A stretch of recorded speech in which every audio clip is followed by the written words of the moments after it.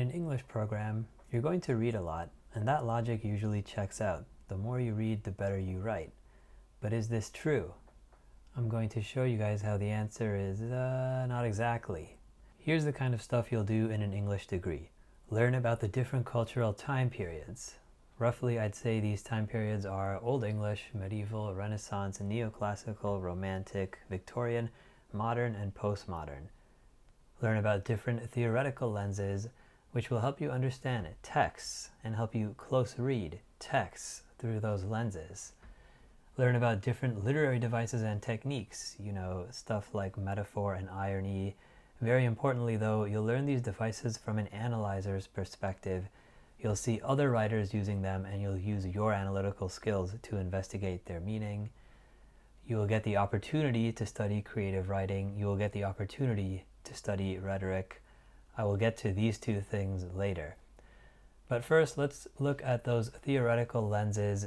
You will sort of get a good understanding of human motivations, which is psychology, and also an understanding of human culture, how it's changed through time, what it is now, where it might be going, what's a trendy writing style or aesthetic, what's not trendy anymore, which is all anthropology, and also an understanding of society stuff, like what kind of social environment causes a writer to write like X or Y or Z, how are social norms depicted in writing, can we come up with some critiques, correctives, or things to say about our society, and this is all sociology. So you'll get a lot of psychology, anthropology, and sociology, but through texts. And yeah, you'll encounter a lot of different isms, and you'll encounter a lot of advanced philosophies too. Actually, you might end up getting really into philosophy, like where you read a critical text and use that as a lens to read a fictional text. Some of this stuff can be pretty cool and can really help ensure you'll never be basic again. Honestly though, no matter what ism or what philosophy you encounter, it kind of will always fall into one of those three, anthro, psych, or soc. And with this in mind, your takeaway here is that an English degree, when it gets down to it, is a collision between anthropology, psychology, sociology, and language. And this collision will make you a better reader. But better reader doesn't mean better writer. To become better at writing, you need to go hard into composition. You need to practice mastering the sentence, mastering the paragraph, working with different rhetorical devices, generating effects in language. And honestly, English literature isn't about that. It's about mastering analysis. And when it comes to writing, you'll be writing essays. You'll have to follow a relatively strict writing style that really minimizes your chances for experimenting with language. Your prof wants your analysis to be sound and logical more than they want to be blown away by your skills with language. So you'll get good at writing essays, and that's about it. But what about transferable skills, you may say? What about taking what you learned in essay writing and applying that to scenarios in the working world? Like writing product copy, a sales pitch, internal communications, pamphlets, speeches, websites copy, persuasion in general, etc. Can't you take what you learned? Well, possibly, but it'll more be a process of unlearning, because in essays you're taught to go more and more in depth, connecting concepts or reaching conclusions, and well, this is all sort of rambly. In the real world, people have short attention spans. These are your new clients when you graduate. They are not going to be bookheads who are down to curl up beside a fire and read all 20 whatever chapters of the Iliad. They're going to read maybe the first couple sentences and they might think it's dope, but as soon as they realize there's 500,000 more words to read, they're going to throw that book in the fire. They want immediate gratification, economy of language, cut to the goddamn chase and keep me involved from one word to the next or I'm bouncing. In the business world, people aren't usually looking for analysis. They're looking for a clear indication of why some shit is worth buying. Or if they are big readers, they're going to constantly be in need of something enticing to keep them going. Good stories, good books, movies, whatever, offer a sense of suspense throughout to keep the reader locked on the page. In essay writing, they don't teach you suspense. Yes, you'll write a thesis in the intro paragraph that should make the reader think, oh, an interesting take.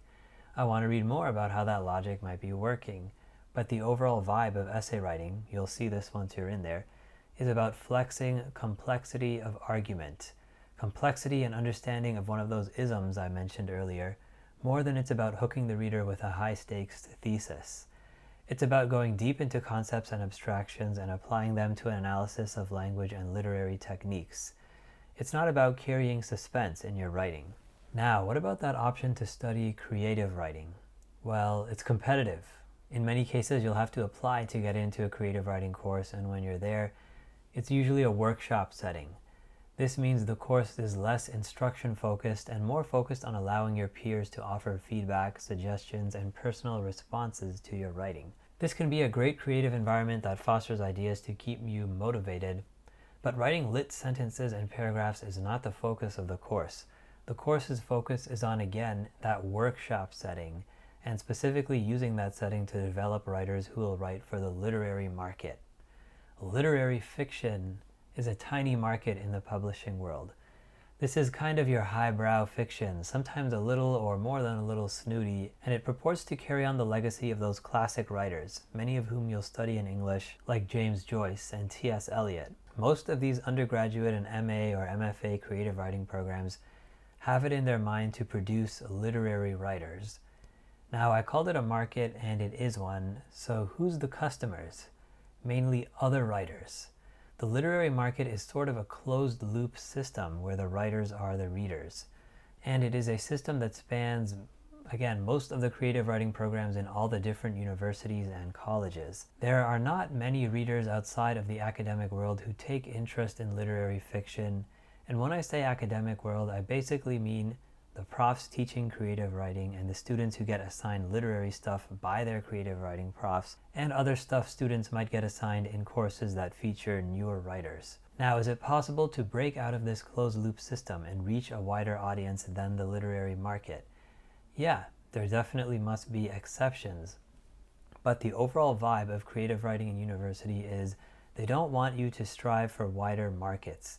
They want you to strive for the artistic principles these programs usually share, which kind of tends towards genreless, realist fiction, often with an understated writing style, maybe minimal, maybe with carefully considered prose. And if it hasn't hit you already, there is some class stuff going on with this small closed-loop system with high barrier to entry, and definitely with foregoing the pursuit of money to abide by the artistic standards of that system. It's a bit elitist. Like, yo, what I'm saying is get that money. Find yourself as an artist, set that high standard unique to you, and get that money. If that's the attitude they encouraged, I wouldn't call them elite. But anyways, I'm rambling. Bottom line here is closed loop system of writers writing for writers equals not the writing vibe you want. Writers write for readers. You don't want to learn to write with the intention of going for that elite flex.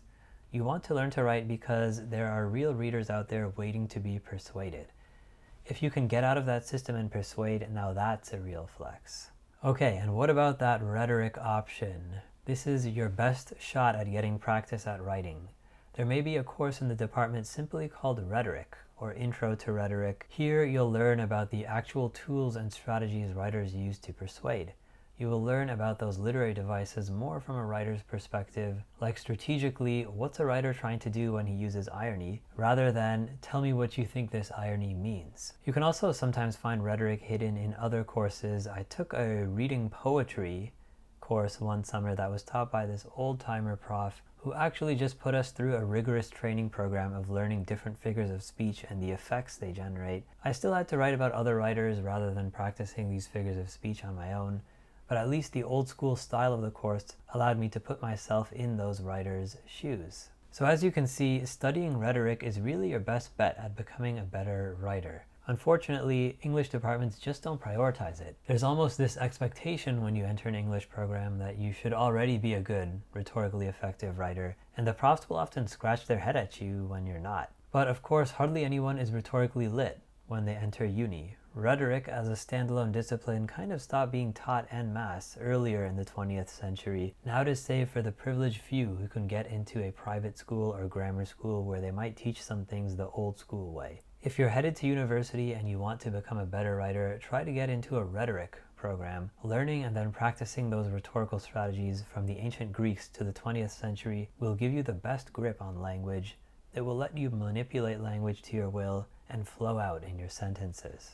Communication degrees are another good option. They'll usually have a decent amount of rhetoric study embedded in them, plus they'll tailor their courses to help you in the business world and they might be more oriented towards making connections and networking.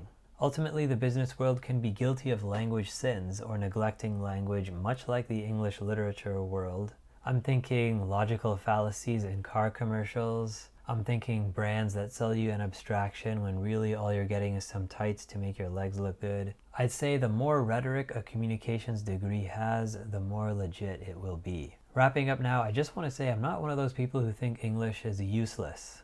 It is useful. Your analysis skills will be on point. Your ability to distinguish trends, take deep dives, predict behavior, see things from different theoretical perspectives, that's all very useful in the business world. In fact, if you combine it with a rhetoric or communications degree, you might be really onto something. Imagine reading all those literary classics, but with the overall vibe of seeing each writer's rhetorical choices, each writer's strategic moves in language in each situation. That would be something. Honestly, I tried to keep this short, but I realized there's a lot going on here. Am I guilty of overanalysis like the English student I used to be, or am I blocking the lane for future wannabes? Let me know.